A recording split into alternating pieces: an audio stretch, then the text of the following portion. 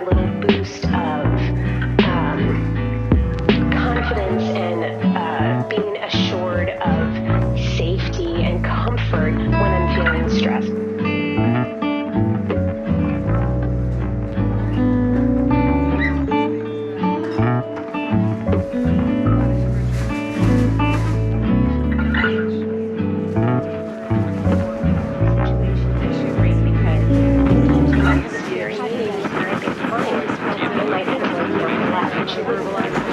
If this house were burning down, I would be back in this house. Oh my God! No!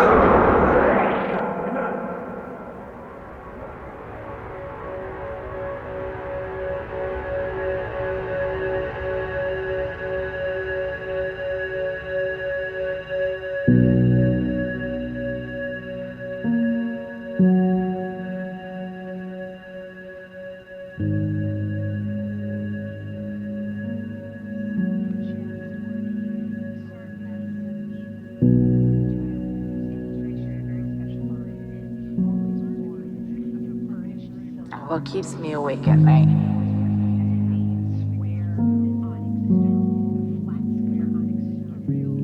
There's a million things that keep me awake at night. The word that comes to mind is expectations. All the expectations that I had all day long and all the expectations that I'm gonna have the next day just replay in my head over and over. Did I take care of my kids enough? Did I do a good job? Was I a good mom? When I yelled, was that wrong? What could I have done differently?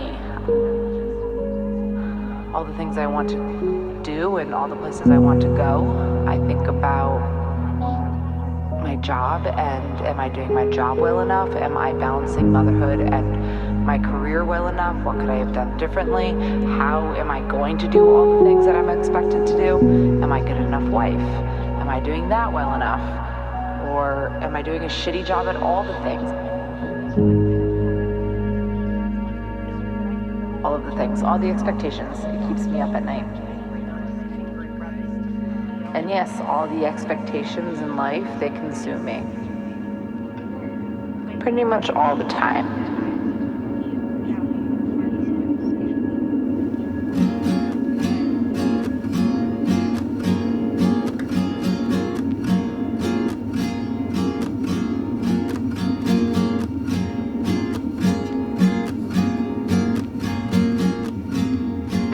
But I think about success, future, think about,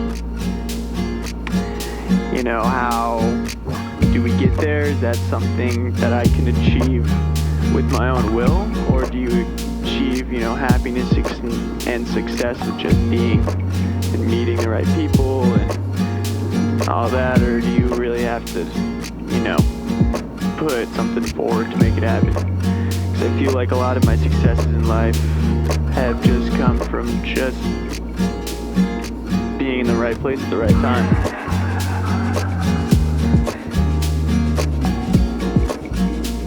I think about that a lot. Now, obviously, finances.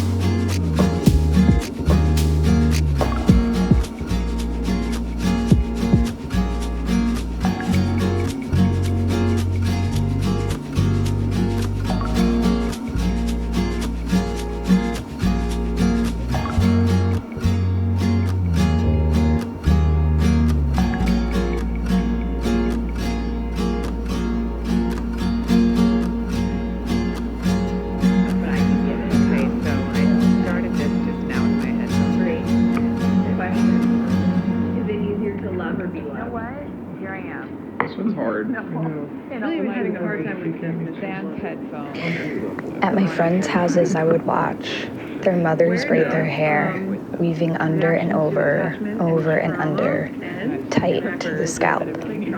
Forehead kisses at completion, all through the years. I have no memories of your voice reading slowly.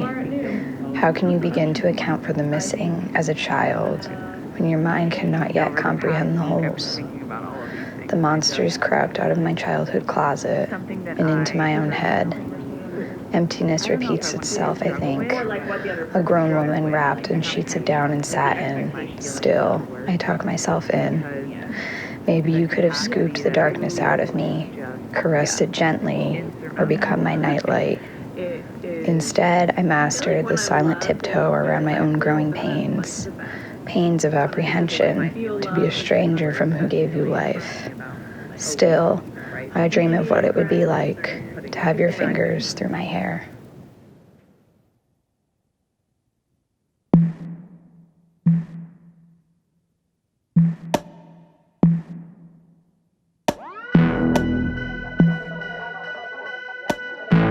To yield to the possession or power of another. To be under the power of something other than yourself. How did we get here? Who are we? Where did we come from? Where are we going? What is the purpose? What is the meaning? What should I do? Who should I be? How should I behave?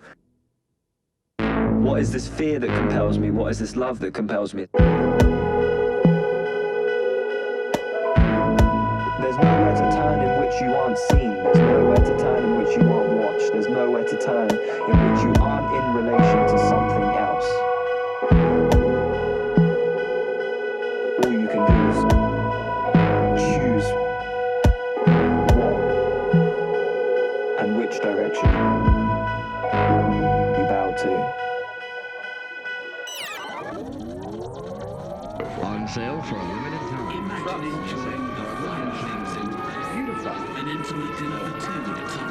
On sale for a limited time. On sale for a limited time. Perfect.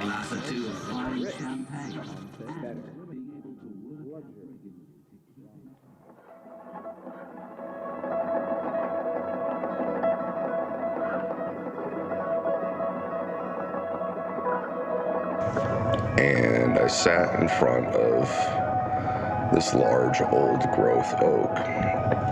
And as I looked at it, I paid attention to the gnarl and the grain and the disfigurement of the oak. You could see a pattern of suffering that the tree went through in its growth to become as strong as it was, because it was the predominant tree in the entire park.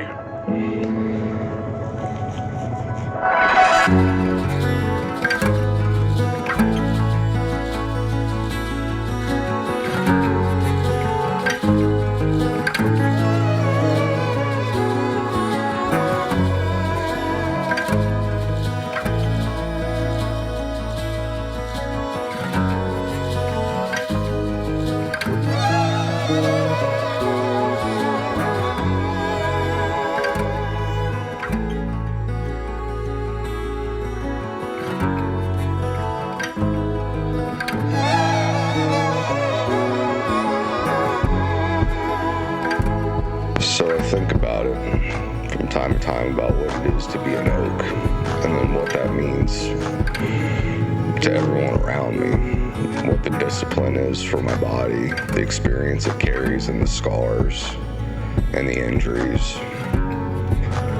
and what I've learned as far as dealing with the pain in my life. And maybe my active service should be helping others deal with theirs. Just like a large oak can provide shade to those who need it.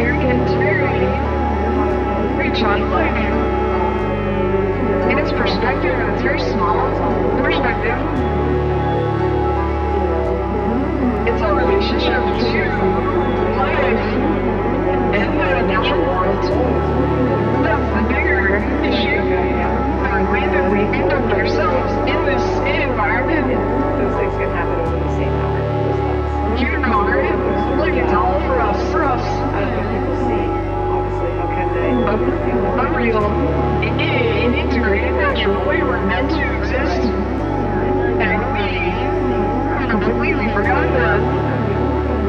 And a lot of these other things are just more advanced bullshit.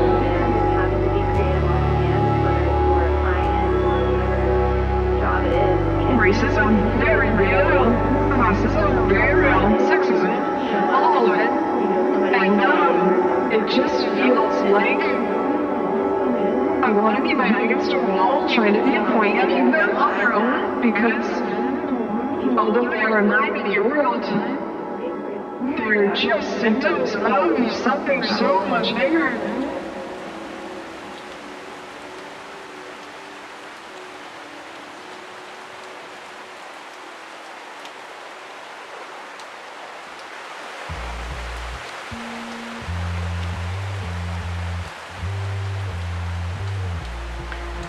For things both intent and unconscious, contorted dreams of ocean waves so big they swallow cities whole.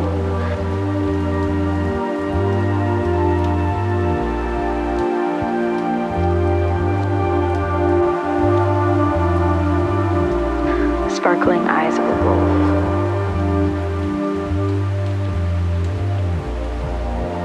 Coolness of the operating room table. 10, 9, 8.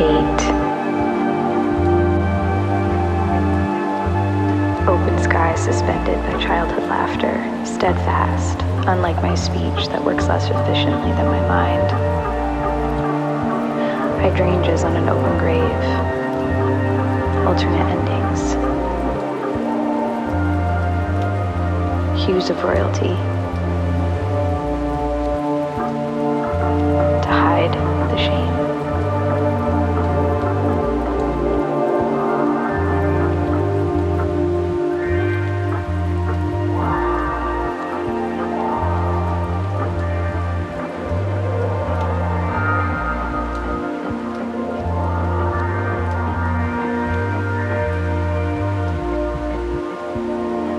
Maybe my act of rebellion is saying, I don't need a title.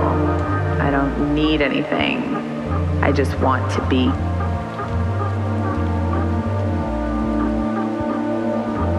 And I want to feel.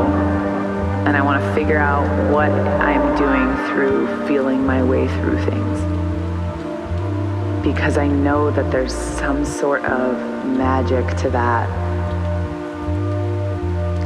And when I think my way through things, I don't get very far. I can't intellectualize any sort of change. I can't intellectualize any sort of experience.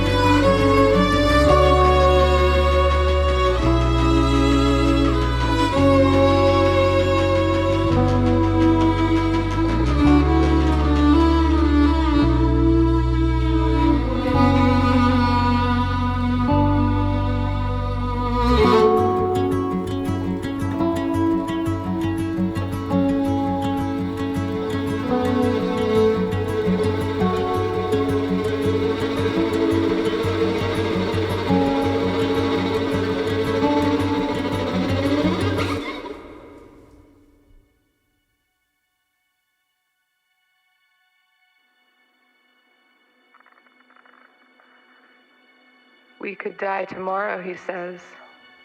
Nothing's guaranteed. I agree. Hold fast to this moment. If it's right now, then it's right. We could die tomorrow. But what if we don't? What if we live for 6 more years and wake up one morning and realize not only did we stay put, we were hurled backwards.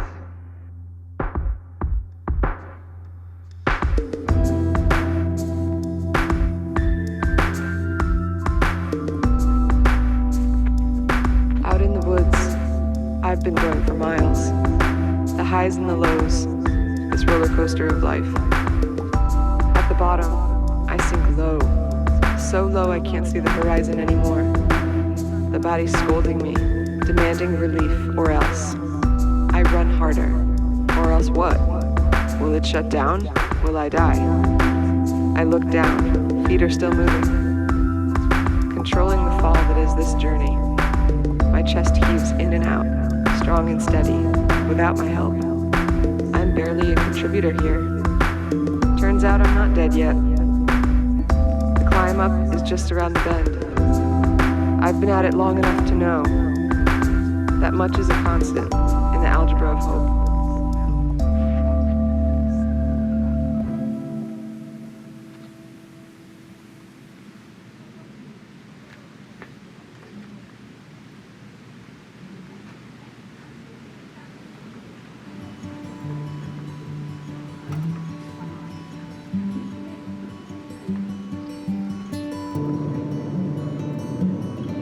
Thinking about the masks we wear.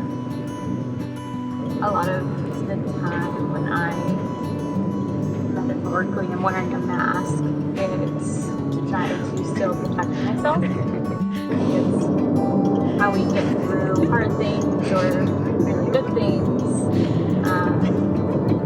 And I think as much as they protect us, they also hinder us. Because the best connections I've made are the ones that are nitty gritty, kind of gross, not pretty. They're real and deep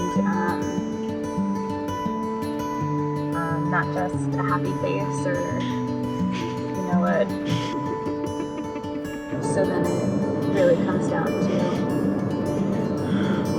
when we're willing to take our metaphorical masks off and be vulnerable around other people and put potentially ourselves and them at risk simply of just the soft parts. And I don't know how you know when it's the right time, but I think sometimes it just makes sense.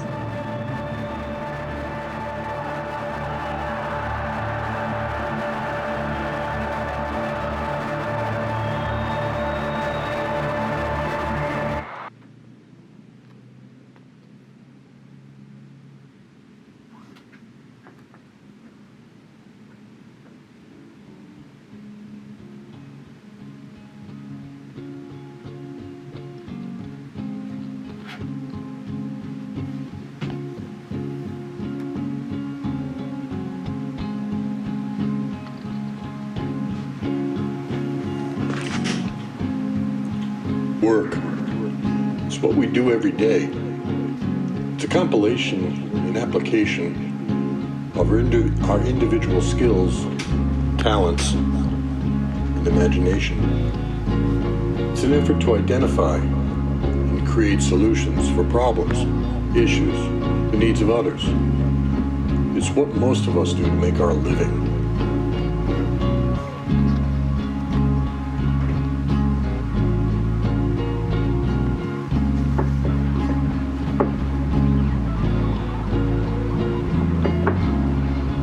If we're lucky, it's our internal passion that drives it all. And if it truly is the passion that fuels the work, I guess I have to ask, does it really work at all? To generate ideas and tangible things that help to better other people's lives. To improve the world's natural surroundings and leave a positive mark on the things you have touched, no matter how large or how small.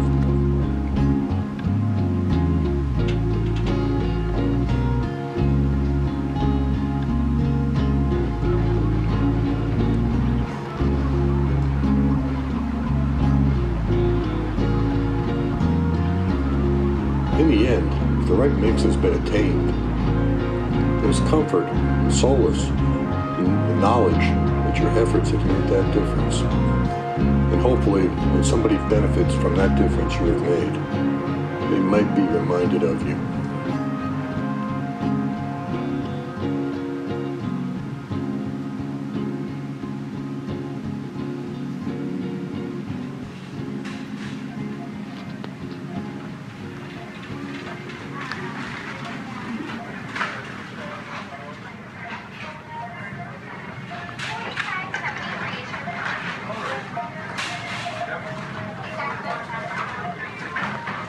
The man said, "The woman you put here with me, she gave me some fruit from the tree, and I ate it."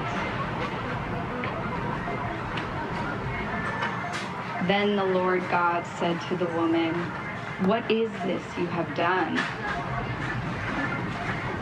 The woman said, "The serpent deceived me, and so I ate."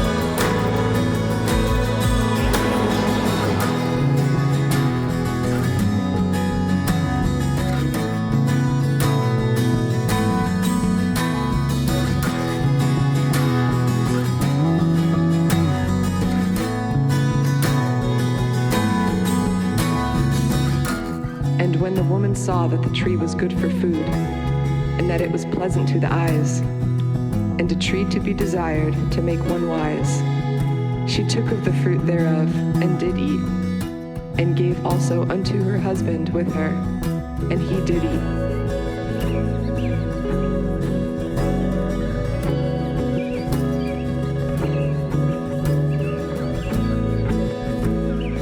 Unto the woman he said, I will greatly multiply thy sorrow and thy conception. In sorrow thou shalt bring forth children, and thy desire shall be to thy husband, and he shall rule over thee.